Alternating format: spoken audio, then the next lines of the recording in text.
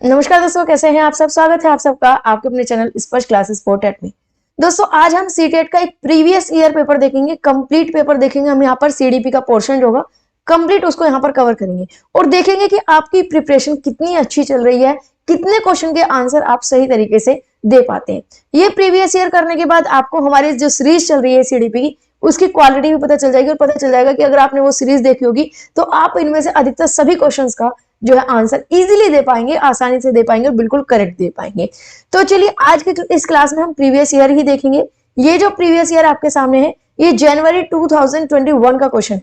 Last year 2021 में जनवरी के अंदर जो पेपर हुआ था वो पेपर आपके सामने है। इसके बाद जो दिसंबर में हुआ था लास्ट, उस पेपर को भी हम कवर कराएंगे। प्रीवियस ईयर के जितने भी पेपर्स है सबको हम 1 बाय 1 कवर कराएंगे और एक वीडियो में ये पूरे का पूरा जो सीडीपी का पोर्शन है उसको एक साथ कंप्लीट करेंगे 30 क्वेश्चंस को।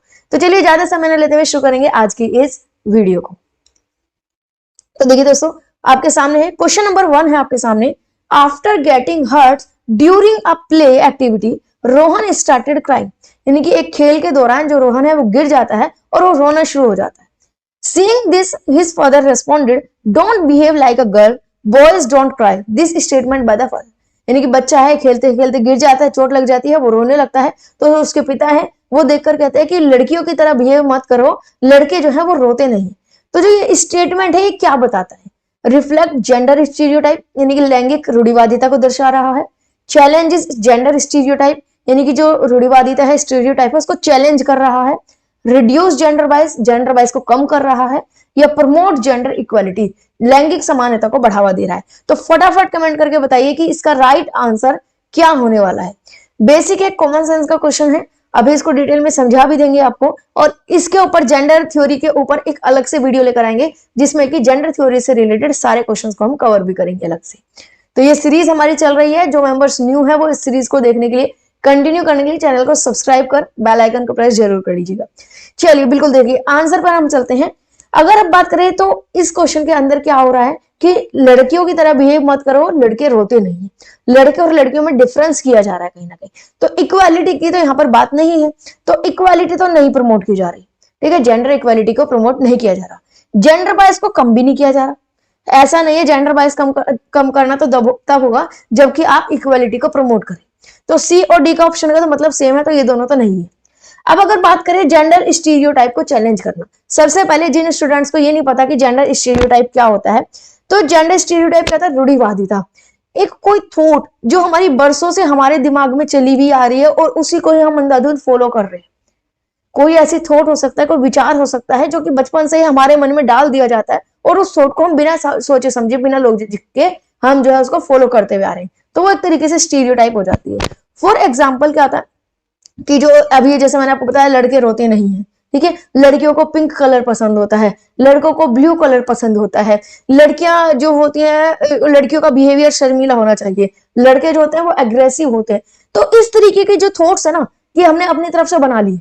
पुराने टाइम से हमें बचपन से ये चीज सिखाई गई और हमने उन्हीं चीज को अपना लिया और बचपन से हमने अपनी एक थॉट बना ली कि हाँ लड़कियां इस तरीके से बिहेव करती हैं, लड़के इस तरीके से बिहेव करती हैं, ये लड़कियों के लिए है, ये लड़कों के लिए है। ठीक है, अगर कोई छोटी बच्ची होगी उसके लिए आप गिफ्ट लेकर जाएंगे तो किचन सेट लेकर जाएंगे, तो लड़का होगा उसके लिए आप गिफ्ट लेकर जाएंगे तो डॉक्टर सेट लेकर जाएंगे। तो ये जो डिफरेंसेस हैं इनको हम कहते हैं स्टीरियोटाइप, रूढ़िवादिता। जब हम एक थॉट को पूरे उसके जेंडर पर अप्लाई कर देते हैं तो जेंडर स्टीरियोटाइप कहलाती है। मतलब क्या हो, इसको थोड़ा सा और अच्छे से समझ लीजिए। देखिए अगर मार्केट में आप गए, आपने एक लड़की को पिंक कलर की ड्रेस लेते हुए देखा, ठीक है, और आपने सिर्फ एक लड़की की चॉइस को, एक लड़के के इंटरेस्ट को पूरी सभी लड़कियों पर अप्लाई कर दिया और कहा कि लड़कियों को पिंक कलर पसंद है, ठीक है, या आपने किसी बॉय को, लड़के को जो है एग्रेसिव मोड में देखा, चिल्लाते हुए देखा और आपने कहा कि लड़के जो होते हैं वो सारे के सारे एग्रेसिव होते हैं। तो ये क्या है कि आपने एक व्यक्ति की थॉट्स को देखा, एक व्यक्ति के इंटरेस्ट को देखा, एक व्यक्ति के बिहेवियर को देखा और उस व्यक्ति के बिहेवियर को उसके पूरे जेंडर पर आपने अप्लाई कर दिया। तो ये कहलाता है ओवर जनरलाइज थॉट, जिसको हम क्या कह देते हैं? Gender stereotype.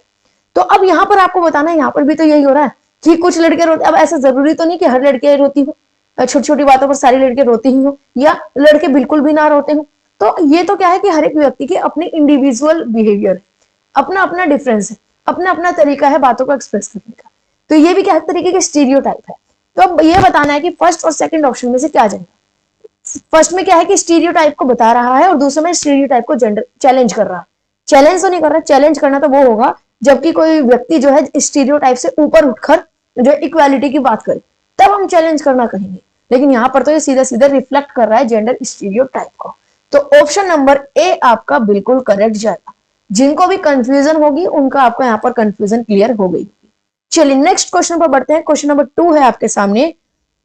In a progressive classroom, यानी कि एक प्रगतिशील कक्षा है, मॉडर्न क्लासरूम है जो कि आज के समय के अकॉर्डिंग बच्चों के अनुसार चल रही है। अ teacher should follow fixed curriculum, यानी कि टीचर्स को, अध्यापक को एक फिक्स्ड करिकुलम को फॉलो करना चाहिए। एक करिकुलम बना लो, बस उसको फॉलो करो, उसके इधर उधर नहीं होना चाहिए। The emphasise should be on competition among students, यानी कि ज्यादा फोकस आपका किस पर होना चाहिए कि ज्यादा से ज्यादा बच्चों में कंपटीशन को बढ़ाए। बच्चा क्या सीख रहा है क्या नहीं उससे मतलब नहीं, बस कंपटीशन को जारी रखे। Ample opportunity should be provided for construction of knowledge, यानी कि नॉलेज के कंस्ट्रक्ट करने की, नॉलेज को खुद से निर्माण करने की ज्यादा से ज्यादा अपॉर्चुनिटी दे, बच्चों को मौका दे कि बच्चा खुद से नॉलेज को कंस्ट्रक्ट करे, खुद से नॉलेज का निर्माण करे, ये अपॉर्चुनिटी बच्चे को दे।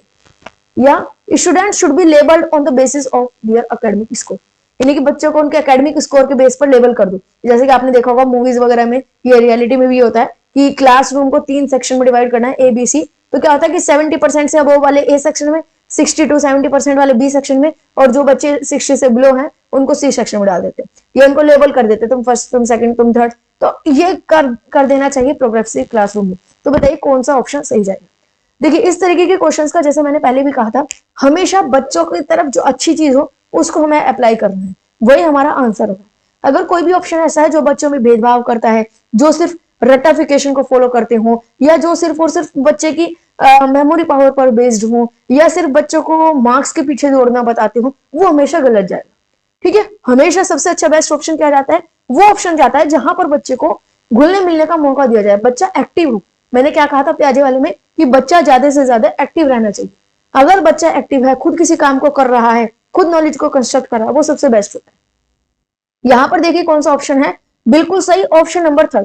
यहां पर क्या है कि बच्चे को भरपूर मौका दिया जा रहा है कि वो ज्यादा से ज्यादा नॉलेज को कंस्ट्रक्ट करे। यहाँ पर मार्क्स पर फोकस नहीं हो रहा कि बच्चे के मार्क्स कितने हैं, यहाँ पर कंपटीशन पर फोकस नहीं हो रहा, यहाँ पर किस पर फोकस हो रहा है कि बच्चे को ज्ञान मिले, नॉलेज मिले, जो कि बहुत अच्छी बात है। तो थर्ड ऑप्शन आपका इसका बिल्कुल करेक्ट जाएगा। तो ये आपका क्लियर हो गया होगा। चलिए नेक्स्ट क्वेश्चन पर बढ़ते हैं। नेक्स्ट क्वेश्चन पर बढ़ते हैं, question number 3। After observing that students are struggling to proceed further on an ongoing activity, a teacher decided to provide cues and hint in form of what, why, and how. According to Lev Vygotsky's theory, this strategies of teacher will.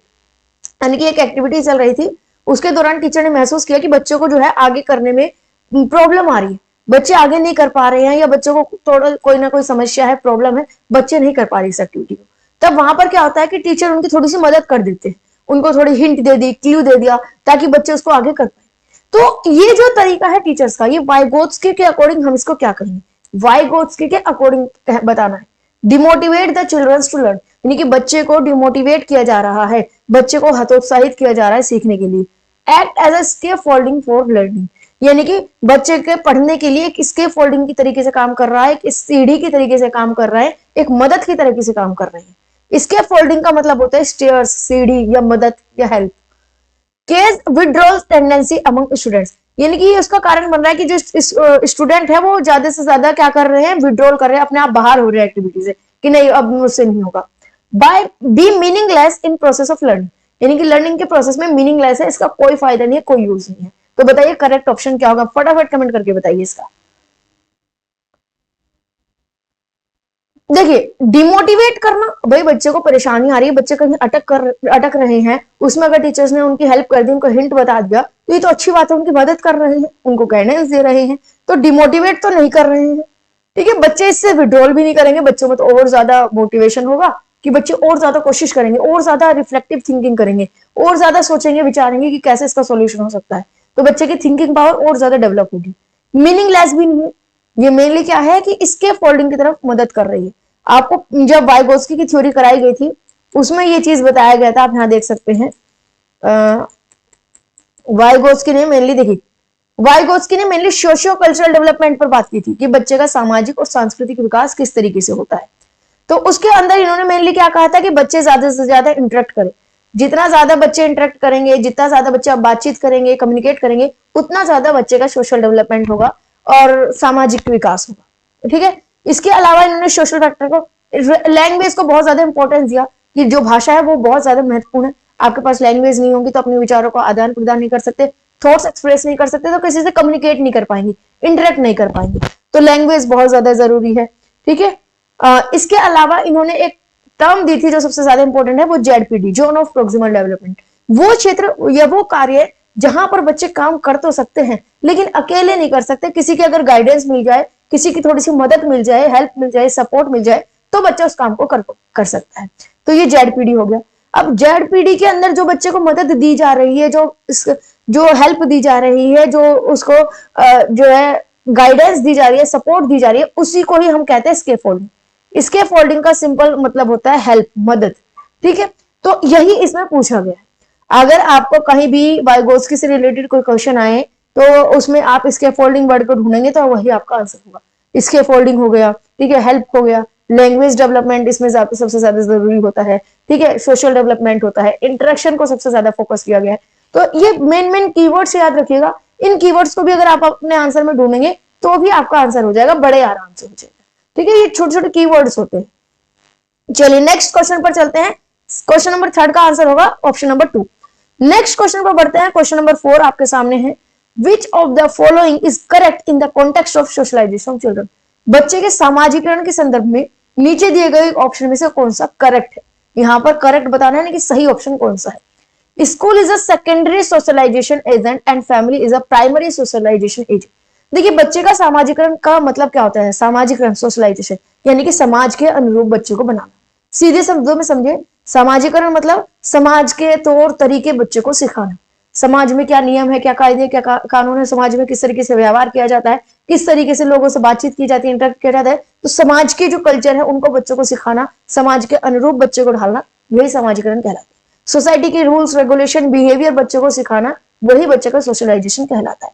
जो कि बचपन में बच्चे के घर से ही शुरुआत हो जाती है। बच्चे के पेरेंट्स जो है बच्चे को बिल्कुल बचपन से ही, 2 साल का बच्चा हुआ बोलना शुरू किया, वहीं से सिखाना शुरू कर देते हैं। कि कोई आपका फैमिली में कोई रिलेटिव्स आए तो बच्चे को कहेंगे कि बेटा नमस्ते करो, ठीक है बेटा गुड मॉर्निंग बोलो, गुड आफ्टरनून बोलो। तो बेसिक जो वैल्यूज है वो बच्चे को देनी शुरू कर देते हैं पेरेंट्स। उसके बाद बच्चे को स्कूल में एडमिशन हो जाता है, तो स्कूल में उसके टीचर्स जो है वो उनको मोरल वैल्यूज बच्चे को देना शुरू कर देते हैं, उनको सिखाना शुरू कर देते हैं बच्चों को कैसे बिहेव करना है, क्या करना है, किस तरीके से करना है, समाज में क्या अच्छी बात है, क्या बुरी बात है, चोरी नहीं करनी चाहिए, हमेशा सच बोलना चाहिए, कभी झूठ नहीं बोलनी चाहिए, किसी को हिंसा नहीं करनी चाहिए। तो बेसिक वैल्यूज समाज की वो देना शुरू कर देते हैं। इसके अलावा बहुत सारे जो है तरीके होते हैं जहां से बच्चा सोशलाइजेशन करता है या सीखता है। जैसे उसके दोस्त हो गए, दोस्तों से पता चलता है कि किस तरीके से बिहेवियर करना है, वो सीखते हैं। ठीक है, हमारा मीडिया है, सबसे बड़ा रोल होता है मीडिया का, मीडिया भी सिखाता है। लेकिन यहाँ पर अगर आपने नोटिस किया हो, सबसे पहला एजेंट कौन है। बच्चा अगर सोशलाइजेशन की शुरुआत करता है, कहां से करता है, वो करता है अपने परिवार से, फैमिली से। फैमिली वाले जब बच्चा 1 साल का, 1.5 साल का, 2 साल का होता है, बोलना शुरू करता है, तभी से उसको सिखाना शुरू कर देते हैं। नमस्ते करो, पैर छुओ, गुड मॉर्निंग बोलो, गुड आफ्टरनून बोलो। तो उस तरीके से उसको बिहेव करना सिखाना शुरू कर देते हैं। बच्चे को मंदिर लेकर जाना, ठीक है, और उसको उसी तरीके से पूरा लाइफ शेड्यूल उसका बनाना, तो वो चीजें सिखाना शुरू कर देते हैं, सोशलाइजेशन करना शुरू कर देते हैं बच्चे का। तो सबसे पहला एजेंट क्या है, वो है फैमिली। तो यहाँ पर यही चीज लिखी गई है, family is a primary agent. और सेकंड नंबर पर आता है स्कूल। तो उसके अकॉर्डिंग यहाँ पर देख लीजिए, फर्स्ट ऑप्शन बिल्कुल करेक्ट है आपका, क्योंकि इसमें सही लिखा हुआ है, स्कूल आपका सेकेंडरी एजेंट है और जो फैमिली है वो प्राइमरी एजेंट है। सेकंड नंबर पर आपका स्कूल प्राइमरी कहा गया, नहीं स्कूल प्राइमरी नहीं होता, सेकेंडरी होता है। सेकंड नंबर पर आएगा स्कूल। बच्चा पैदा होते स्कूल में नहीं जाएगा, बच्चा पैदा होता पहले तो घर में रहेगा, घर में उसको थोड़े से संस्कार दिए जाएंगे, उसको वैल्यूज दी जाएगी। उसके बाद बच्चे का स्कूल में एडमिशन होता है, तब वहां पर बच्चा जो है स्कूल में फ्रेंड सर्कल बनाते हैं, उसके टीचर्स वगैरह उनको सिखाते हैं। फिर दोस्त तो बाद में काम आते हैं। प्राइमरी पे कौन हो गया, फैमिली। सेकेंडरी पे कौन हो गया, आपका स्कूल। और उसके बाद बाकी सब आ जाएंगे, जैसे कि दोस्त हो गए, नेबर हो गए, आपका आस पड़ोस का हो गया, ठीक है ना, या इसका मास मीडिया हो गए, तो ये सब चीजें आ जाएंगी। फैमिली एंड मास मीडिया दोनों सेकेंडरी, नहीं फैमिली आपका प्राइमरी है। तो फर्स्ट ऑप्शन जो है आपका बिल्कुल करेक्ट जाएगा, बाकी सभी आपके गलत हो जाए। ठीक है, आई होप ये चीज आपको क्लियर हो गई होगी, बिल्कुल इसमें कोई डाउट नहीं रहा होगा। चलिए नेक्स्ट क्वेश्चन पर बढ़ते हैं। क्वेश्चन नंबर 5 है आपके सामने, यहां पर ये रहा, theory of multiple intelligences emphasise that, यानी कि बहुबुद्धि का सिद्धांत किस चीज पर जोर देता है, किस चीज पर फोकस करता है? इंटेलिजेंस क्वेश्चन यानी कि आईक्यू जो होता है वो सिर्फ ऑब्जेक्टिवली हम मेजर कर सकते हैं, सिर्फ एमसीक्यूज पूछकर, मल्टीपल चॉइस क्वेश्चन पूछकर हम किसी की आईक्यू को टेस्ट कर सकते हैं। यह जो इंटेलिजेंसी है वो सिर्फ वन डायमेंशनल है, एक आयामी है, यानी कि इंटेलिजेंसी में सिर्फ एक ही फैक्टर होता है। देयर आर सेवरल फॉर्म, यानी कि जो इंटेलिजेंसी होती है वो अलग अलग डायरेक्शन में होती है, अलग अलग फॉर्म होती है। और no individual difference in intelligence, बुद्धि में कोई भी इंडिविजुअल डिफरेंस नहीं होता, हर किसी की बुद्धि एक जैसी होती है। तो बताइए करेक्ट ऑप्शन क्या जाएगा इसका, फटाफट कमेंट करके बताइए। क्वेश्चन नंबर 5 का आंसर क्या जाएगा, फटाफट बताइए। देखिए, अगर किसी की बुद्धि में इंडिविजुअल डिफरेंस का मतलब होना कि सबकी बुद्धि एक जैसी, तो ऐसा हो सकता नहीं ना, हर के बच्चे की बुद्धि इंटेलिजेंसी अलग अलग होती है, हर बच्चे का सोचने का समझने का तरीका अलग अलग होता है, तो ये तो नहीं आएगा। इंटेलिजेंसी क्वेश्चन को हम सिर्फ ऑब्जेक्टिव टेस्ट से मेजर कर सकते हैं, तो ये भी गलत है। जो इंटेलिजेंसी होती है वन डायमेंशनल है, तो ये भी गलत है। क्यों? वैसे तो आपको वन डायमेंशनल थ्योरी दी थी जिसमें क्या कहा गया था कि अगर कोई व्यक्ति इंटेलिजेंट है तो मतलब इंटेलिजेंट है हर फील्ड में। अगर कोई व्यक्ति इंटेलिजेंट है तो वो हर फील्ड में इंटेलिजेंट होगा, और अगर कोई व्यक्ति की इंटेलिजेंसी कम है हर फील्ड में वो व्यक्ति पीछे होगा। ये दी थी थ्योरी, लेकिन यहां पर हमसे मल्टीपल इंटेलिजेंसी थ्योरी की बात की गई। मल्टीपल इंटेलिजेंसी थ्योरी किसने दी, फटाफट कमेंट करके बताइए कि मल्टीपल इंटेलिजेंस थ्योरी, बहुबुद्धि का सिद्धांत किसने दिया था। तो वो जो सिद्धांत दिया था उसमें यही कहा गया था कि इंटेलिजेंसी एक नहीं होती, अलग अलग तरह की इंटेलिजेंसी होती है। कोई किसी फील्ड में अच्छा होता है, कोई किसी फील्ड में अच्छा होता है। ऐसा नहीं होता कि कोई अगर बच्चा एक फील्ड में अच्छा है तो वो सारे फील्ड में अच्छा होगा, नहीं। अगर कोई बच्चा पेंटिंग में अच्छा है तो वो मैथ्स में भी अच्छा हो, जरूरी नहीं है। अगर कोई बच्चा मैथ्स में एक्सपर्ट हो तो वो हिस्ट्री में भी एक्सपर्ट हो, ऐसे जरूरी नहीं। कोई म्यूजिक में अच्छा होता है, कोई हिस्ट्री में अच्छा होता है, कोई मैथ्स में अच्छा होता है, कोई आर्ट में अच्छा होता है। अलग अलग फील्ड में उनकी इंटेलिजेंसी काम करती है। तो इंटेलिजेंसी के अलग अलग लेवल होते हैं जिसको हम कहते हैं मल्टीपल इंटेलिजेंसी थ्योरी। तो ऑप्शन नंबर 3 जो है आपका वो बिल्कुल करेक्ट जाएगा। अब आपको मैंने ये क्वेश्चन पूछा था कि किसने दिया है ये सिद्धांत, ये दिया है हार्वर्ड गार्डनर ने। आपका क्वेश्चन आ जाता है ये, हार्वर्ड गार्डनर ने आपका मल्टीपल इंटेलिजेंसी थ्योरी का जो है सिद्धांत दिया था।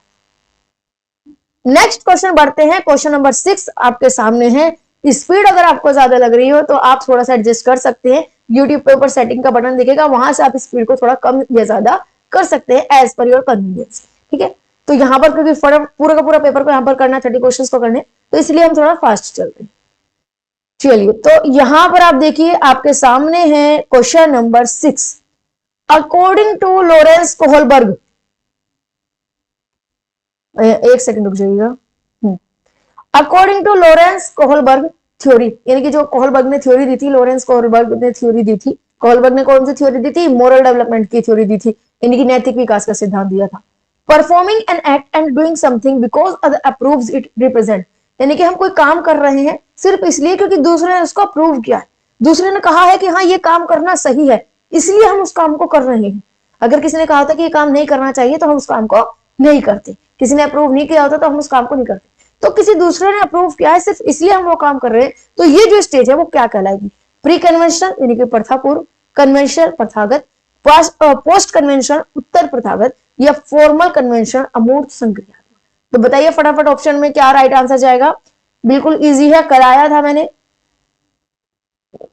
लास्ट क्वेश्चन जो आपकी वीडियो आई थी उसके अंदर भी ये क्वेश्चन है, तो बताइए, पूरा एक्सप्लेन किया था मैंने। देखिए, फॉर्मल ऑपरेशनल स्टेज या फॉर्मल कन्वेंशनल स्टेज तो आपका पियाजे ने दिया था, तो इस स्टेज का कोहलबर्ग से कोई लेना देना नहीं है, ये कट गया। Pre conventional, conventional, post conventional, ये 3 लेवल दिए थे कोहलबर्ग ने। अब यहाँ पर क्या बताया गया है कि हम सिर्फ कोई काम तब कर रहे हैं जबकि किसी दूसरे ने अप्रूव किया, तो ये जो है आपका कन्वेंशनल लेवल कहलाता है, जहां पर हम क्या करते हैं कि समाज के कायदे कानून नियम इन सबको समझ लेते हैं, समझ जाते हैं कि क्या काम करना चाहिए क्या नहीं करना चाहिए, क्या नियम है, क्या कायदे कानून है, क्या लॉ है, क्या ऑर्डर है, किस चीज को हमारे समाज ने अप्रूव किया है, किस चीज को हमारे समाज में अप्रूव नहीं किया, उसके अकॉर्डिंग हम काम करते हैं, डिसीजन लेते हैं, तो एक कन्वेंशनल लेवल है। तो यही आपका राइट ऑप्शन जाएगा। प्री कन्वेंशनल में क्या होता है कि हमें खुद कुछ नहीं पता होता, क्या सही क्या गलत, क्या समाज में अच्छा है क्या समाज में बुरा है, क्या चीजों को सही माना जाता है क्या चीजों को बुरा माना जाता है, हमें खुद को कुछ नहीं पता। हमें कोई जैसा कह देगा वैसे हम कर देंगे, हमारे माता पिता जो काम को कहेंगे कि ये काम करो हम उसको कर देंगे, तो किसी काम को नहीं कहा तो नहीं कर। अब वो चाहे काम सही हो गलत हो, अगर हमारे मम्मी ने कहा कि ये काम करो तो हम उसको कर देंगे। खुद का बच्चे में मोरालिटी नहीं होती। या इसके बाद एक ये लेवल आता है कि भाई हम अपना बेनिफिट देखना शुरू कर देते हैं, हमारा बेनिफिट है तो हम उस काम को करेंगे, नहीं तो नहीं करेंगे, अब वो चाहे काम सही हो गलत हो। या इसमें एक आता है टिट फॉर टैट, कि जैसा तुम मेरे साथ करोगे वैसा मैं तुम्हारे साथ करूंगा, अगर तुमने मुझे मारा तो मैं तुम्हें मारूंगा, अब चाहे ये सही है गलत है मुझे नहीं। तो बच्चे में मोरालिटी नहीं होती, उसको सही गलत का अंतर नहीं पता होता। लेकिन कन्वेंशनल में उसको सही गलत का अंतर पता चल जाता है, उसको पता चल जाता है क्या सही है क्या गलत है, किस क्या काम करने से हमें अच्छा कहा जाएगा, क्या काम करने से हमें बुरा कहा जाएगा, उस बेस पर बच्चा डिसीजन लेता है। और पोस्ट कन्वेंशनल में क्या हो जाता है कि बच्चा खुद के नियम बनाने लगता है, खुद के कायदे कानून बनाने लगता है। अगर उसको खुद को कोई चीज सही नहीं लगती कि ये चीज गलत है, समाज में ये गलत हो रहा है, तो वो उसके खिलाफ होता है, चाहे वो पूरी दुनिया उसको फॉलो करती है। ठीक है, उसके अपने खुद के वसूल, खुद के नियम, खुद के कायदे, खुद के कानून वो बन जाते हैं। तो यहाँ पर राइट ऑप्शन क्या आ जाएगा, कन्वेंशनल लेवल, प्रथागत। तो ये ऑप्शन आई थिंक आपको बिल्कुल क्लियर हो गया होगा क्वेश्चन। चलिए नेक्स्ट क्वेश्चन पर बढ़ते हैं, क्वेश्चन नंबर 7। लेव Vygotsky socio cultural perspective of learning emphasises importance of dash in the learning process. यानी कि वाइगोत्स्की का जो सोशल कल्चरल पर्सपेक्टिव था लर्निंग का, थ्योरी थी, उन्होंने किसको ज्यादा इंपॉर्टेंट दिया था, कल्चरल टूल को, एट्रीब्यूशन को, मोटिवेशन को, इक्विलिब्रेशन को, सांस्कृतिक उपकरणों को, गुणोरोपण को, अभिप्रेरणा को या संतुलितकरण को। तो बताइए किसको ज्यादा प्रमोट किया था, किसने किया था, वाइगोत्स्की के अकॉर्डिंग बताना है। तो अभी अभी मैंने आपको बताया था कि वाइगोत्स्की ने किस के क्या क्या कीवर्ड्स है जो वाइगोत्स्की से रिलेटेड है। लैंग्वेज, तो अगर कहीं लैंग्वेज का से रिलेटेड आ जाए तो वाइगोत्स्की से रिलेटेड है। ठीक है, अगर कहीं इंटरेक्शन की बात हो रही है तो वाइगोत्स्की से रिलेटेड है। अगर कहीं कम्युनिकेशन की बात हो रही है, मेल जोल की बात हो रही है, सोसाइटी की, सोशल समाज की बात हो रही है, कल्चरल की बात हो रही है, तो वो वाइगोत्स्की से रिलेटेड है। ठीक है, तो यहां पर इक्विलिब्रेशन तो पियाजे ने दिया था, अगर आपको याद हो लास्ट वीडियो में भी हमने बात की थी, इक्विलिब्रेशन तो पियाजे ने दिया था। मोटिवेशन एट्रीब्यूशन एक नॉर्मल है, किसी थ्योरी में ऐसा पर्टिकुलर दिए नहीं गई है। कल्चरल टूल को जो है वाइगोत्स्की ने ज्यादा फोकस किया था। उन्होंने कहा था कि अगर बच्चे में सोशल डेवलपमेंट करने हैं तो कल्चरल टूल एक जो है बहुत ज्यादा इंपॉर्टेंट है, बच्चा ज्यादा से ज्यादा कम्युनिकेट करे, कल्चर में फॉलो करे, एक्टिवली पार्टिसिपेट करे, तो बच्चा जल्दी सीख जाएगा। तो कल्चरल टूल आपका फर्स्ट ऑप्शन जो है बिल्कुल करेक्ट जाएगा। नेक्स्ट क्वेश्चन बढ़ते हैं, question number 8। In his theory of cognitive development, यानी कि जीन पियाजे ने जो अपनी कॉग्निटिव डेवलपमेंट, मानसिक विकास की जो सिद्धांत दिया था, थ्योरी दी थी, उसमें उन्होंने किस टर्म में स्ट्रक्चर दिया था, साइकोलॉजिकल टूल, मनोवैज्ञानिक उपकरण, स्टिमुलस रिस्पॉन्स, उद्दीपन अनुक्रिया, जोन ऑफ प्रोक्सिमल डेवलपमेंट, विकास का समीपस्थ क्षेत्र, ZPD जिसको हम कहते हैं शॉर्ट में, स्कीमा, यानी कि स्कीमा या मनोबंध। तो बताइए करेक्ट ऑप्शन, ये तो फटाफट आप कर लेंगे। देखिए साइकोलॉजिकल टूल से रिलेटेड ऐसा कुछ है नहीं। ठीक है, स्टिमुलस रिस्पॉन्स SR थ्योरी किसने दी थी, फटाफट कमेंट करके बताइए। पियाजे ने तो नहीं दी थी, किसी और ने दी थी, तो किसने दी थी वो बताइए। ZPD का अभी हमने ऊपर बात की कि वाइगोत्स्की से रिलेटेड है, वाइगोत्स्की से रिलेटेड। ठीक है, स्टिमुलस रिस्पॉन्स थ्योरी दी थी आपके थॉर्नडाइक ने, आपके याद हो तो थॉर्नडाइक ने दी थी, एक लर्निंग थ्योरी है, डेवलपमेंट थ्योरी तो है नहीं। और स्कीमा जो है वो दिया था पियाजे ने, और वही बात हमारी हो रही है, वही क्वेश्चन में पूछा गया है। तो ऑप्शन नंबर 4 जो है आपका वो करेक्ट ऑप्शन जाएगा। नेक्स्ट क्वेश्चन पर बढ़ते हैं, क्वेश्चन नंबर 9 आपके सामने है, प्री ऑपरेशनल स्टेज इन जीन पियाजे थ्योरी। देखिए जीन पियाजे की थ्योरी का जो प्री ऑपरेशनल स्टेज है उसमें डेवलपमेंट ऑफ एब्स्ट्रैक्ट थिंकिंग, यानी कि अमूर्त सोच का विकास हो जाता है, सेंट्रेशन इन थॉट, विचारों में केंद्रीकरण रहता है, हाइपोथेटिक डिडक्टिव थिंकिंग, यानी कि बच्चा डिडक्टिव थिंकिंग करने लगता है, इमेजिनेशन करने शुरू हो जाता है, ability to conserve and seriate object, यानी कि ऑब्जेक्ट को, वस्तु को संरक्षण या पदार्थों को क्रमबद्ध करना बच्चा सीख जाता है। तो बताइए फटाफट कि जो प्री कन्वेंशनल लेवल है, सॉरी प्री ऑपरेशनल स्टेज जो है उसमें कौन सी कैरेक्टरिस्टिक्स होती है पियाजे के अकॉर्डिंग, वो आपको बताने। तो फटाफट कमेंट करके बताइए। बात की थी लास्ट वीडियो में हमने इसके बारे में पूरी डिटेल से हर एक स्टेजेस को देखा था।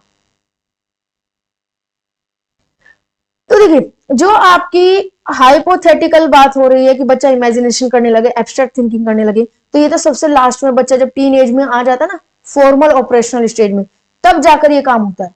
ये दोनों किस स्टेज की खासियत है, फॉर्मल ऑपरेशनल स्टेज की, टीन एज की। जब बच्चा 14-15 साल का हो जाता है तब बच्चा जो है इमेजिनेशन करना शुरू करता है, एब्स्ट्रैक्ट थिंकिंग, अमूर्त सोचना शुरू कर देता है, डिडक्टिव थिंकिंग, एक सॉल्यूशन के, एक प्रॉब्लम के अलग अलग सॉल्यूशन सोचना शुरू कर देता है। अगर सेकंड ऑप्शन की बात करते हैं, सेंट्रेशन इन थॉट, तो ये आपकी सबसे पहली स्टेज की खासियत है। सबसे पहली स्टेज कौन सी थी, पियाजे ने दी थी sensory motor stage, sensory motor stage, तो ये उस स्टेज की खासियत है। तो ये भी आपका ऑप्शन नहीं जाएगा। ठीक है ना, तो बचता है आपका फोर्थ ऑप्शन, यही आपका बिल्कुल करेक्ट ऑप्शन जाएगा, बाकी ऑप्शन का जो है वो प्री ऑपरेशनल थ्योरी से रिलेटेड नहीं है।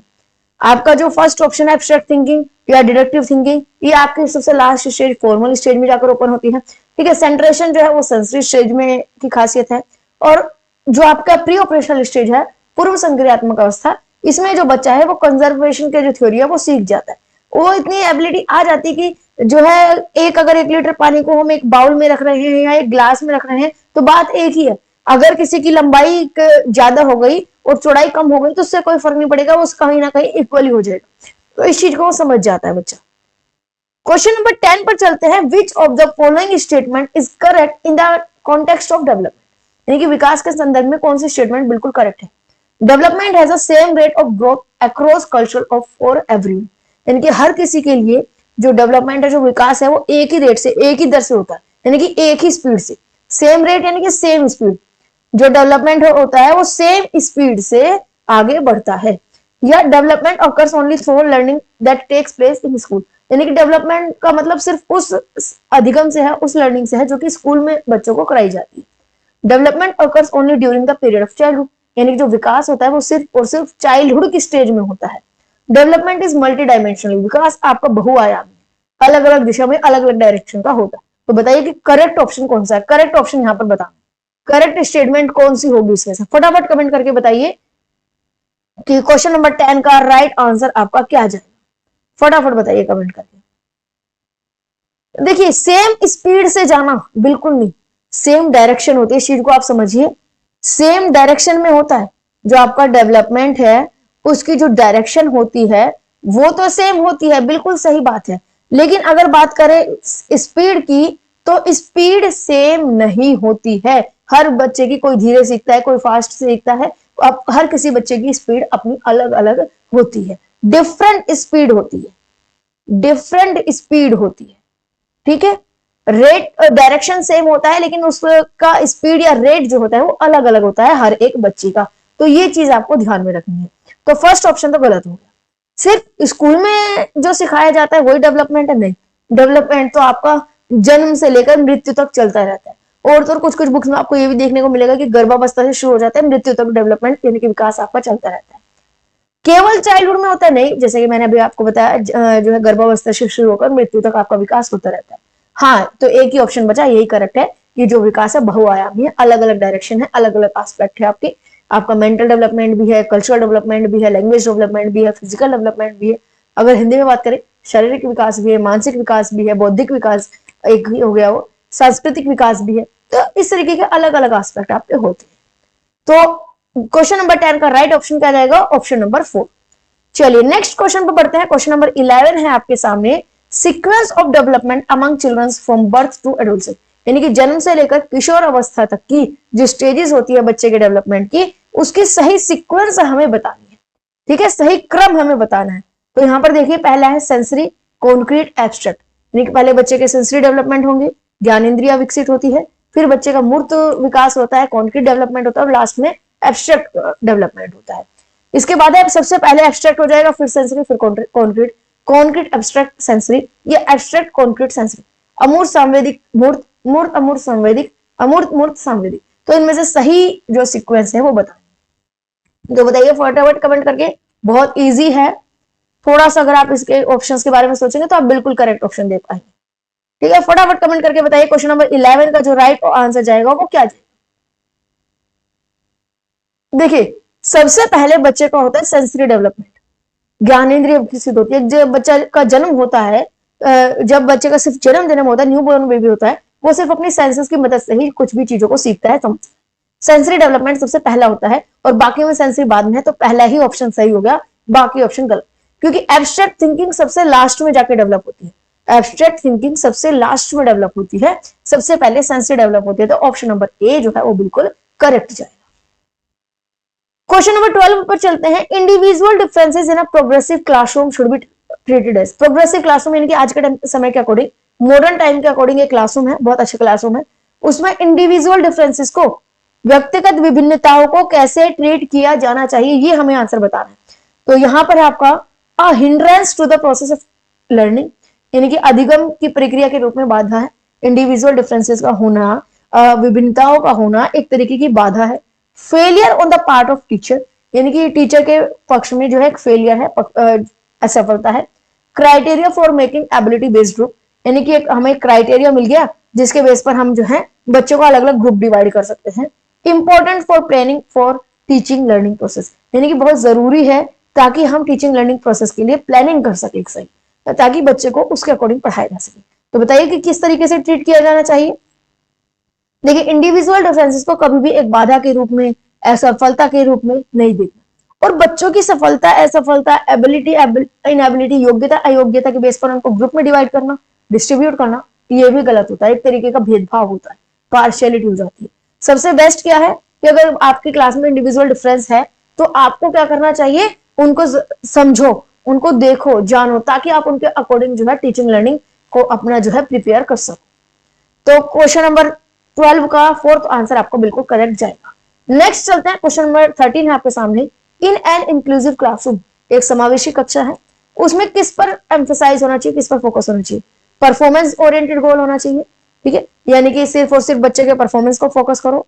अनडिफरेंशिएटेड इंस्ट्रक्शंस होना चाहिए, यानी कि ऐसा इंस्ट्रक्शन हो जहां पर आप डिफरेंशिएट नहीं कर रहे हैं, या जहां पर आप डिफरेंसेस को फोकस नहीं कर रहे। ऐसा इंस्ट्रक्शन, ऐसी टीचिंग जहां पर आप बच्चे की इंडिविजुअल डिफरेंस को फोकस नहीं कर रहे।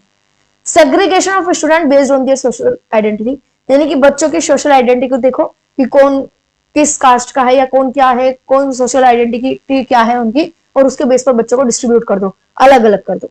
Provide opportunity aiming to the maximum potential of individual children, यानी कि बच्चों को ज्यादा से ज्यादा क्या करो, उनके सामर्थ्य के अनुसार उनको ज्यादा से ज्यादा अवसर दो, ज्यादा से ज्यादा मौका दो। तो बताइए सबसे बेस्ट ऑप्शन क्या जाएगा। बहुत ही आसान क्वेश्चन है, जो बच्चों की तरफ ऑप्शन जाएगा वो बिल्कुल सही जाएगा।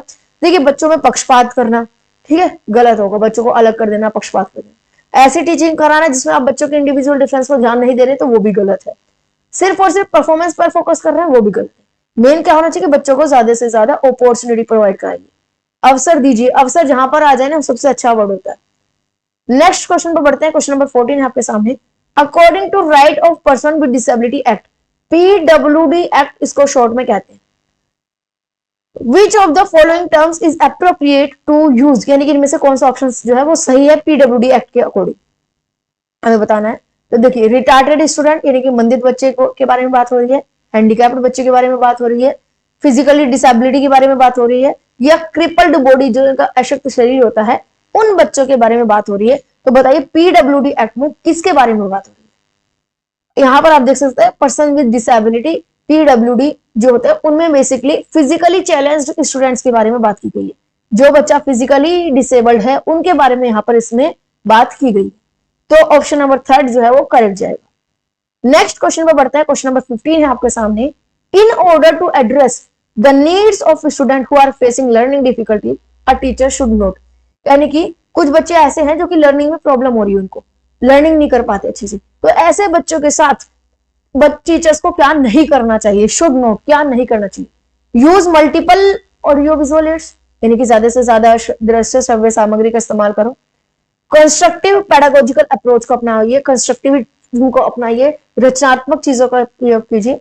डू इंडिविजुअलाइज्ड एजुकेशनल प्रोग्राम, हर एक बच्चे के अनुसार जो है प्लानिंग कीजिए। Practice rigid structure for pedagogy and assessment, यानी कि असेसमेंट के लिए, पढ़ाने के लिए और मूल्यांकन करने के लिए वही जो पुराना चला हुआ आ रहा है सिस्टम, उसको ही अपनाएं। तो बताइए कौन सा ऑप्शन नहीं करना है। तो बिल्कुल सही, फोर्थ ऑप्शन नहीं करना चाहिए।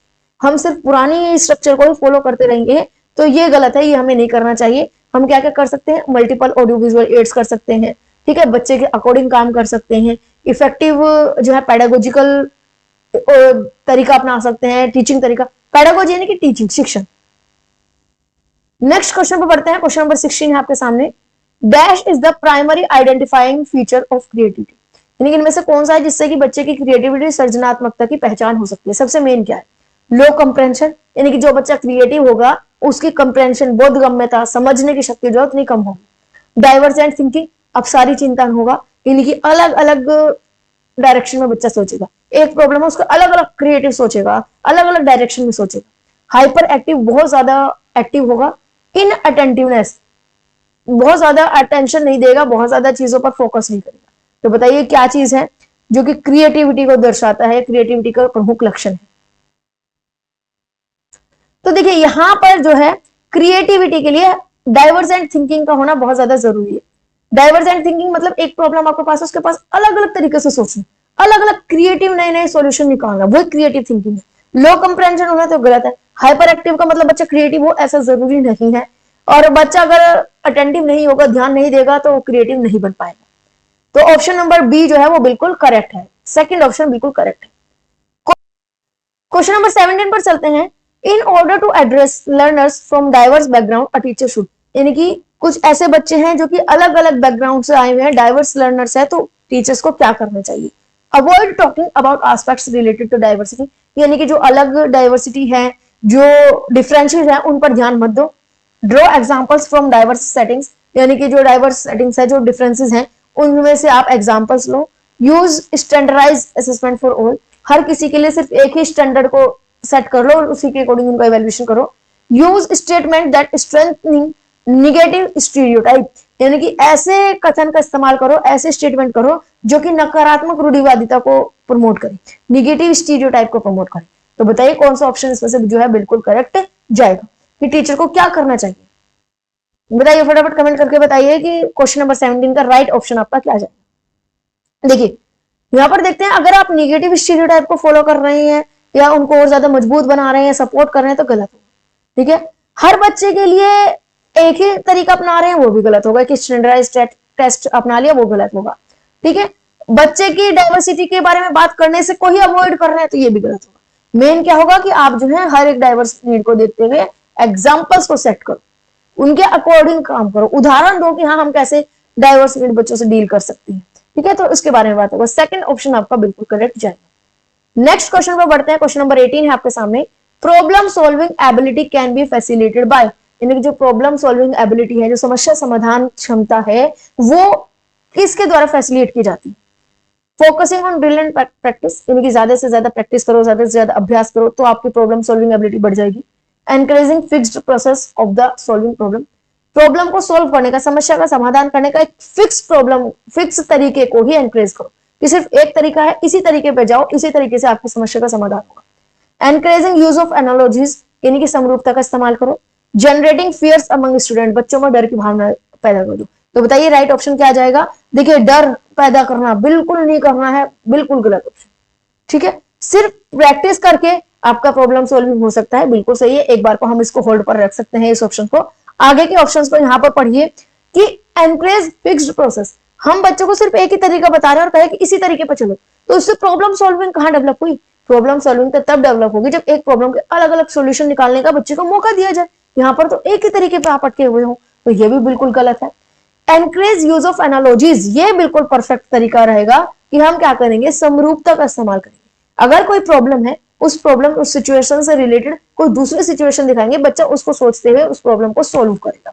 जैसे आपने देखा हो इनसाइट थ्योरी, इनसाइट थ्योरी, तो वहां पर क्या है कि सिचुएशन में बच्चा है, कोई भी व्यक्ति सिचुएशन में है, उसके हिसाब से सोचेगा, समझेगा, उसका प्रॉब्लम का सॉल्यूशन ढूंढेगा। नेक्स्ट टाइम अगर वो उसी तरीके की किसी सिचुएशन में पड़ता है, तो वो सेम सिचुएशन को पहले की सोचकर उसके अकॉर्डिंग वो प्रॉब्लम को सॉल्व करने की कोशिश करेगा। तो पुरानी सिचुएशन से रिलेट करके, कोरिलेट करके, समरूपता दिखाकर जो है आप बच्चे को बहुत अच्छे से प्रॉब्लम सॉल्विंग एबिलिटी डेवलप कर सकते हैं। नेक्स्ट क्वेश्चन है, क्वेश्चन नंबर 19 है आपके सामने। Motivation to learn can be sustained by, यानी कि बच्चे को सीखने के लिए अभिप्रेरणा कैसे दे सकती है? पनिशिंग द चिल्ड्रन, बच्चे को दंड दो, बिल्कुल गलत हो जाएगा। डर देना, दंड देना, मारना, पीटना, डराना, धमकाना, बिल्कुल गलत। फोकसिंग ऑन मास्टरी ओरिएंटेड गोल, यानी कि आप सिर्फ और सिर्फ प्रवीणता अभिमुखी लक्ष्यों पर जोर दीजिए, या मास्टरी ओरिएंटेड, आप टीचर ओरिएंटेड भी एक तरीके से इसको रिलेट कर सकते हैं। Giving very easy task children, बच्चों को बहुत आसान आसान काम दो करने के लिए, तो बच्चा अपना मोटिवेटेड रहेगा। फोकसिंग ऑन रोट मेमोरी, बच्चों को याद कराने पर, रटाफिकेशन पर फोकस करो। रटाफिकेशन, रोट मेमोरी बिल्कुल निगेटिव वर्ड है, नहीं आएगा। अब सेकंड और थर्ड दो ऑप्शन बचते हैं, बताइए फटाफट कि सेकंड और थर्ड ऑप्शन में से क्या ऑप्शन बेस्ट जाएगा? Focusing on mastery oriented goals या giving very easy task to children? बताइए फटाफट 19 क्वेश्चन का आंसर बताइए कि क्या जाएगा।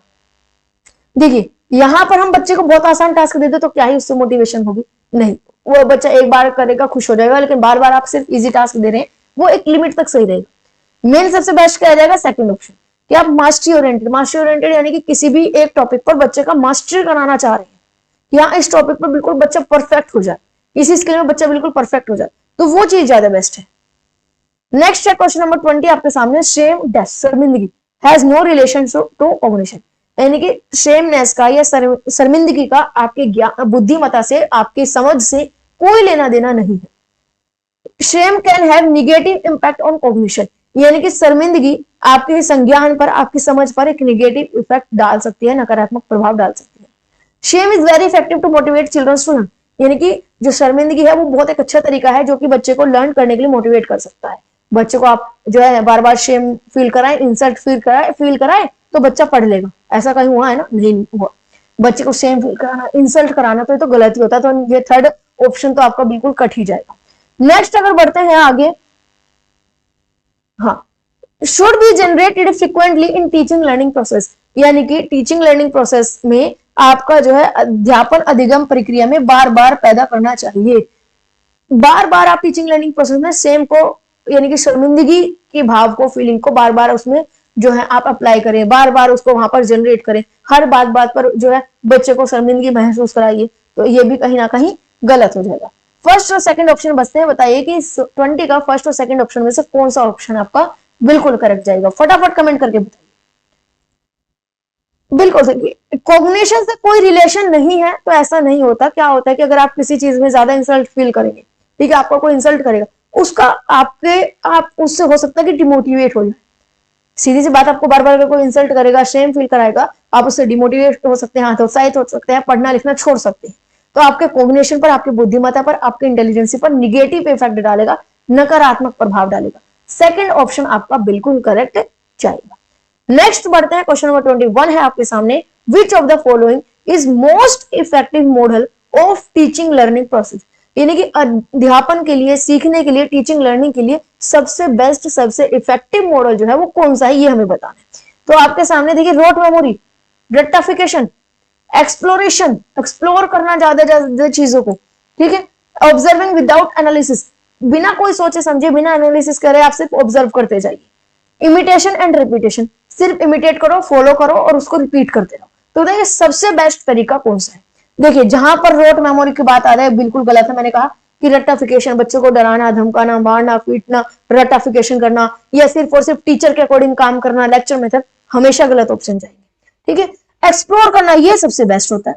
जहां पर भी बात आ जाए कि बच्चा एक्टिव है, बच्चा खुद काम को कर रहा है, लर्निंग बाय डूइंग कर रहा है, बच्चा कुछ एक्सप्लोर कर रहा है, कुछ डिस्कवर कर रहा है, लर्निंग को खुद से करके सीख रहा है, तो वो सबसे बेस्ट होता है।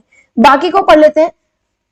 इमिटेट करना, अनुकरण करना लर्निंग प्रोसेस का एक तरीका है, लेकिन सबसे बेस्ट तरीका नहीं है। अगर ऑप्शन में सबसे बेस्ट एक्सप्लोर करना है, ये सबसे बेस्ट तरीका माना जाएगा। और एनालिसिस किए बिना कुछ चीज ऑब्जर्व करना, तो ये एक मीनिंगलेस है, तो ये भी गलत हो जाएगा। सेकंड थर्ड सही है, जिनमें से सबसे बेस्ट ऑप्शन क्या जाएगा, ऑप्शन नंबर 2। ठीक है ना, रिपीट करना बार बार चीजों को, तो ये प्रैक्टिस के अंदर आ जाएगा, तो वो हम गलत नहीं बोल सकते, लेकिन सबसे बेस्ट तरीका नहीं है जहां पर उसके सामने एक्सप्लोरेशन है। एक्सप्लोरेशन का सबसे बेस्ट जाएगा कि हम खुद किसी चीज को डिस्कवर कर रहे हैं, लर्निंग बाय डूइंग कर रहे हैं, एक्टिविटी कर रहे हैं, बच्चा ज्यादा से ज्यादा एक्टिव है, जो खुद से नॉलेज को कंस्ट्रक्ट कर रहा है, कंस्ट्रक्टिविज्म अगर वर्ड आ जाए, तो ये सबसे बेस्ट जाएगा। चलिए नेक्स्ट चलते हैं, क्वेश्चन नंबर 22 आपके सामने है, अ teacher should analyse the various error made by students on a given task because, एक जो टीचर हैं उन्हें बच्चे के द्वारा की गई जितनी भी त्रुटि है उनका एनालिसिस करना चाहिए। क्यों? She can decide degree of punishment accordingly, यानी कि इसलिए उनका गलती देखो ताकि उसके अकॉर्डिंग बच्चे को पनिशमेंट दे सको। पनिशमेंट वर्ड आ गया, बिल्कुल गलत, पहली बार में काट दो। Understanding of errors are meaningful in the teaching learning process, यानी कि हमें गलतियों के बारे में अंडरस्टैंड होना, गलतियों के बारे में समझ होना बहुत ज्यादा जरूरी है ताकि टीचिंग लर्निंग प्रोसेस एक मीनिंगफुल हो सके। C can segregate those who made more error in comparison to other, यानी कि जो जितनी ज्यादा गलती कर रहा है उसको अलग अलग करने के लिए, अलग अलग ग्रुप डिस्ट्रीब्यूट करने के लिए ये जरूरी है। सेग्रीगेशन करना, बच्चों को अलग अलग करना, मतलब ये कुल मिलाकर इनडायरेक्टली क्या होता है, बच्चों के साथ भेदभाव कर रहे हैं, पार्शियलिटी कर रहे हैं, तो ये भी गलत हो जाएगा। Learning is solely based on correction of errors, यानी कि जो लर्निंग है वो केवल और केवल त्रुटियों को सही करने पर ही बेस्ड है। आप गलतियों को सुधारे जाओ, लर्निंग बच्चा करता रहेगा, तो क्या ये सही है? राइट ऑप्शन बताइए सेकंड और 4 में से आपके अकॉर्डिंग क्या आंसर आपका राइट जाएगा। फटाफट कमेंट करके बताइए, मैं देख रही हूं आपका कमेंट को, फटाफट बताइए। देखिए जैसे कि मैंने अभी कहा कि बच्चे का सिर्फ और सिर्फ एरर्स को ही ध्यान दो, तो सिर्फ और सिर्फ एरर्स को, अगर यहाँ पर सोलली ना वर्ड आता कि सिर्फ और सिर्फ उस पर बेस्ड है तो ऑप्शन सही हो सकता था, लेकिन यहाँ वर्ड क्या आ गया सोलली, कि केवल इसी पर टिका हुआ है पूरा अधिगम, तो ये गलत हो जाएगा। अधिगम लर्निंग सिर्फ और सिर्फ गलतियां निकालने पर नहीं टिका हुआ। हाँ, ये इसलिए जरूरी है गलतियों को जानना, ताकि आपका टीचिंग लर्निंग प्रोसेस मीनिंगफुल हो सके, आपकी गलतियों को इंप्रूव किया जा सके और टीचिंग लर्निंग प्रोसेस सही हो सके। चलिए नेक्स्ट क्वेश्चन पर बढ़ते हैं, question number 23। It is difficult for childrens to learn well. बच्चों के लिए सीखना बहुत मुश्किल हो जाता है, कब? जबकि information is presented in disconnected chunks.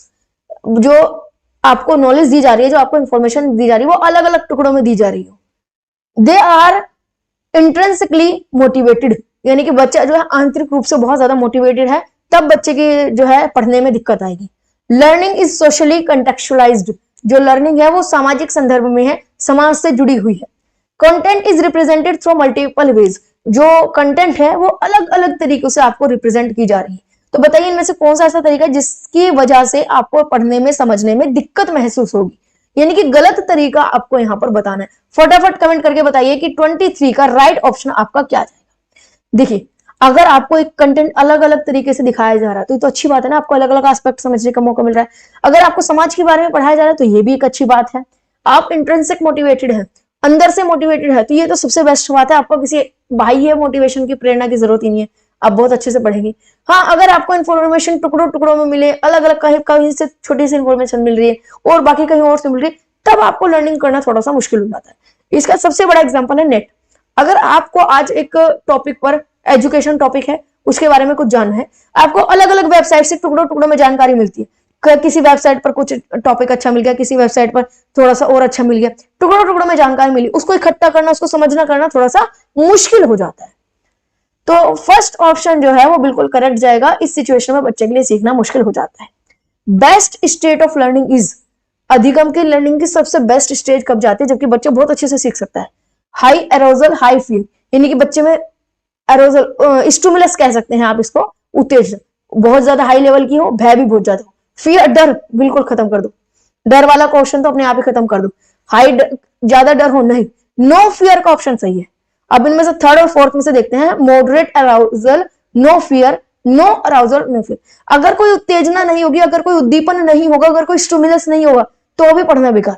ना स्टिमुलस है, ना मोटिवेशन है, ना डर है, तो बिल्कुल बेकार। थर्ड ऑप्शन इसमें बिल्कुल करेक्ट जाएगा। हल्का हल्का सा हम स्टिमुलस दे रहे हैं, उद्दीपन दे रहे हैं, और डर किसी भी तरीके का नहीं है, बच्चा अपने आप सीख जाएगा, सबसे बेस्ट सीखेगा। तो 24 का आपका राइट ऑप्शन क्या जाएगा? Option number 3। नेक्स्ट चलते हैं, क्वेश्चन नंबर 25 आपके सामने है। Constructivist view of learning suggest that childrens dash construction of their knowledge.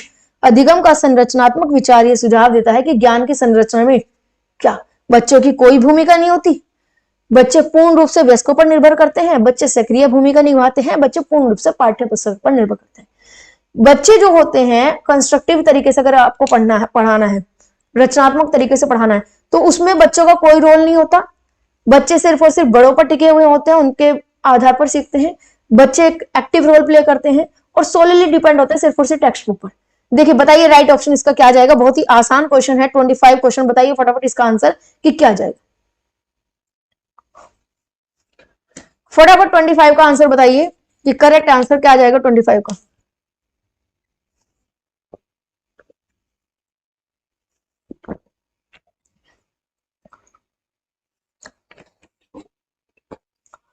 हाँ तो देखिए, बच्चे का कोई रोल नहीं होता ऐसा तो नहीं है, बच्चे का कोई रोल ना हो तो ऐसा तो नहीं होगा। बच्चे बड़ों पर टिके रहेंगे तो ये भी नहीं होगा।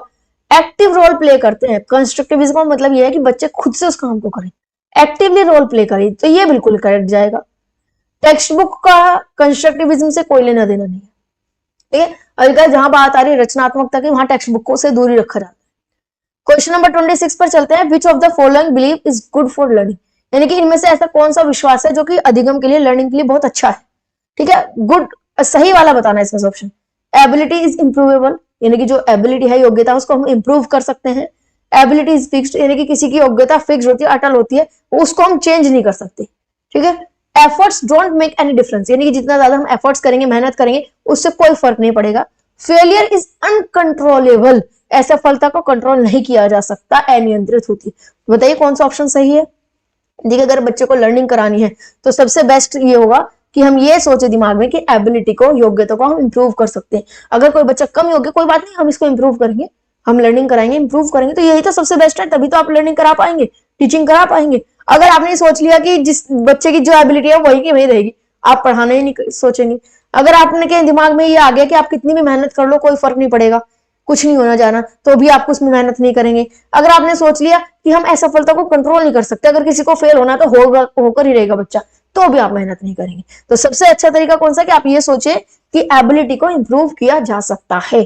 फर्स्ट ऑप्शन आपका इसका बिल्कुल करेक्ट आंसर जाएगा। नेक्स्ट क्वेश्चन पर बढ़ते हैं। क्वेश्चन नंबर 27 है आपके सामने। Conceptual understanding among student is likely to improve in the setting which emphasise on, यानी कि इनमें से कौन सी ऐसी परिपाटी है जो विद्यार्थियों में संकल्पनात्मक समझ, यानी कि कंसेप्चुअल अंडरस्टैंडिंग, कंसेप्ट की समझ देती है। कंसेप्ट की कोई भी आप कह सकते हैं, कोई कंसेप्ट है, कोई बुक्स नॉलेज की अंडरस्टैंडिंग बच्चे को देनी है, तो सबसे बेस्ट तरीका कौन सा होगा। कंपटीशन कराना, प्रतिस्पर्धा करना, टेक्स्ट बुक के अकॉर्डिंग आप पढ़ाइए, फ्रीक्वेंटली बार बार बच्चे का एग्जामिनेशन लेते रहें, इंक्वायरी एंड डायलॉग, बार बार बच्चे से कुछ ना कुछ क्वेश्चंस करते रहें, बच्चों को कम्युनिकेट कराते रहें। तो सबसे अच्छा तरीका कौन सा रहेगा, तो बताइए 27 का सबसे सही आंसर क्या होगा। देखिए कंपटीशन कराना बच्चों में ये कभी भी अच्छा नहीं होता है, कंपटीशन अच्छा नहीं होता है। हेल्दी कंपटीशन लिखा हो तब भी एक बार को जाता है। टेक्स्ट बुक सेंटर तो ये तो गलत है, हमें तो अच्छा चीज देखनी है, टेक्स्ट बुक के बेस पर पढ़ाए जाए तो ये नहीं। आज के टाइम में तो क्या होता है कि आप टेक्स्ट बुक से बाहर निकलिए, बच्चे को रियल नॉलेज दीजिए, रियल लाइफ से कनेक्ट कराइए। बार बार एग्जाम लेंगे तो ये भी गलत हो जाएगा। हाँ, बच्चे से आप क्वेश्चंस करते रहिए, क्विजेस करते रहिए, बच्चे को डायलॉग यानी कि कम्युनिकेशन करने का मौका दीजिए, बच्चे को बोलने का, कम्युनिकेट करने का मौका दीजिए, इंटरेक्ट करने का मौका दीजिए, तो ये आपका जो है सही चला जाएगा। फोर्थ ऑप्शन बिल्कुल करेक्ट जाएगा। तो आई होप यहां तक आपको जो है समझ में आ रही होंगी चीजें, क्वेश्चन समझ में आ रहे होंगे। कितने क्वेश्चन आपके अभी तक सही हुए हैं उनको चेक करते रहिएगा और कमेंट में जरूर बताइएगा कि कितने यहां तक सही हो गए हैं। आगे के बढ़ते हैं। Question number 28। During a task, एक टास्क के दौरान, Saina is talking to herself about ways she can proceed on the task, यानी कि जो साइना है काम कर रही है, उस काम को करते करते वो खुद से बात कर रही है कि आगे कैसे कर सकती है उसको। जैसे मान लीजिए आप पजल्स सोल्व कर रहे हैं और खुद से बात कर रहे हैं, ये यहाँ आना चाहिए, ये यहाँ आना चाहिए, अरे ये तो ऐसा होना चाहिए। तो लेव वाइगोस्की के अकॉर्डिंग ये क्या साइन है, किस तरीके की प्राइवेट स्पीच है। कोग्निटिव इमेच्योरिटी, यानी कि बच्चा जो है अभी कोग्निटिव रूप से इमेच्योर है, संज्ञानात्मक रूप से, बौद्धिक रूप से अभी अपरिपक्व है। सेल्फ रेगुलेशन, बच्चा खुद को रेगुलेट कर रहा है, खुद को कंट्रोल कर रहा है। ईगोसेंट्रिज्म, बच्चा आत्म केंद्रित है, सिर्फ अपने अपने में मतलब रहता है, किसी दूसरे से बात नहीं करता है। साइकोलॉजिकल डिसऑर्डर, मनोवैज्ञानिक विकार है। तो बताइए फटाफट क्या ऑप्शन जाएगा, बहुत इजी क्वेश्चन है आपका। तो राइट ऑप्शन बताइएगा क्या जाएगा, बहुत इजी क्वेश्चन है आपका। क्वेश्चन नंबर 28 का राइट ऑप्शन बताइए। देखिए बच्चा इमेच्योर है, गलत नहीं। खुद को कंट्रोल कर रहा है, हाँ ये सही हो सकता है कि बच्चा खुद को कंट्रोल कर रहा है कि आगे क्या करना है, कैसे करना है। बच्चा आत्म केंद्रित है तो ये भी गलत है। बच्चा का साइकोलॉजिकल डिसऑर्डर है तो ये भी गलत होगा। बच्चा क्या करता है, खुद को कंट्रोल करता है, खुद को गाइडेंस देता है, खुद को एक निर्देश देता है कि कैसे करना है आगे। नेक्स्ट क्वेश्चन पर चलते हैं। क्वेश्चन नंबर 29 है आपके सामने। Evaluation practices should aim to, यानी कि जो मूल्यांकन की पद्धति है उनका लक्ष्य क्या होना चाहिए। तो बताइए फटाफट क्या होना चाहिए लक्ष्य। लेबलिंग ऑफ स्टूडेंट्स, यानी कि बच्चों को सिर्फ लेबल देना है, तुम फर्स्ट हो, तुम सेकंड हो, तुम थर्ड हो, तुम्हें ए ग्रेड मिला, तुम्हें बी ग्रेड मिला। सेग्रेगेशन ऑफ स्टूडेंट, बच्चों को अलग अलग कर देना। अभी मैंने बताया सेग्रीगेशन करना, बच्चों को अलग करना, यानी कि पार्शियलिटी करना, गलत हो जाएगा। बच्चे को लेबल लगा देना, गलत हो जाएगा। Identifying students need and requirements, ये अच्छी बात है कि बच्चों की नीड्स क्या है, बच्चों की जरूरत है क्या है, उसको हम आइडेंटिफाई कर सके, पहचान कर सके कि बच्चे की जरूरत क्या है, नीड क्या है, ताकि उसके अकॉर्डिंग बच्चों को टीचिंग लर्निंग दे सके। Identification of high achiever for prize distribution, कि सिर्फ प्राइज डिस्ट्रीब्यूट करने के लिए हमें ये देखना है कि सबसे हाई अचीवर कौन है, तो ये भी गलत है। ये एक पार्ट हो सकते हैं लेकिन सिर्फ इनका उद्देश्य ये नहीं होना चाहिए। इवैल्यूएशन का सबसे मेन उद्देश्य क्या होना चाहिए कि बच्चे की जरूरतों को पहचान सके, रिक्वायरमेंट्स को पहचान सके। बाकी सब तो एक तरीका हो जाता है या एक टूल हो जाता है बीच बीच में उस चीज को कंप्लीट करने का। मेन एम क्या होना चाहिए कि बच्चे की जरूरतों को पहचानना। लास्ट क्वेश्चन है आज की क्लास का और देखिएगा कि 30 में से कितने क्वेश्चन आप सही कर पाते हैं। Individual differences in development of children can be attributed to, यानी कि बच्चों के विकास में जो व्यक्तिगत विभिन्नताएं होती है किस पर प्रतिरूपित होती है। हेरिडिटी ओनली, यानी कि सिर्फ और सिर्फ हेरिडिटी से रिलेटेड होती है, एनवायरमेंट से रिलेटेड होती है, ना हेरिडिटी ना एनवायरमेंट, या interplay of heredity and environment और हेरिडिटी दोनों का एक मिला जुला रूप। तो बिल्कुल सही, बहुत इजी क्वेश्चन है। हेरिडिटी और एनवायरमेंट दोनों से ही जुड़ी हुई होती है, खाली हेरिडिटी से नहीं, सिर्फ एनवायरमेंट से नहीं, दोनों से ना हो ऐसा भी नहीं है, दोनों का मिला जुला रूप है। तो फोर्थ ऑप्शन आपका बिल्कुल करेक्ट है जाएगा। तो आई होप यहां पर चीजें आपको बिल्कुल क्लियर हो रही होगी। किसी तरह का कोई डाउट हो, आप नेक्स्ट किस टॉपिक पर कोई वीडियो चाहते हैं, कोई टॉपिक ऐसा लग रहा हो जो सीटेट में आपको कंफ्यूजिंग लग रहा हो, तो आप कमेंट बॉक्स में बता सकते हैं। एक आपका प्रीवियस ईयर को और डिस्कस करेंगे नेक्स्ट कल के क्लास में, और उसके बाद आगे की जो सीरीज है उसको कंटिन्यू करेंगे। तो बताइए फटाफट कमेंट करके कि आपके 30 में से कितने क्वेश्चन जो है वो सही हो पाए। तो चलिए आज के लिए बस इतना ही रखते हैं। थैंक यू सो मच, मिलते हैं कल की वीडियो में।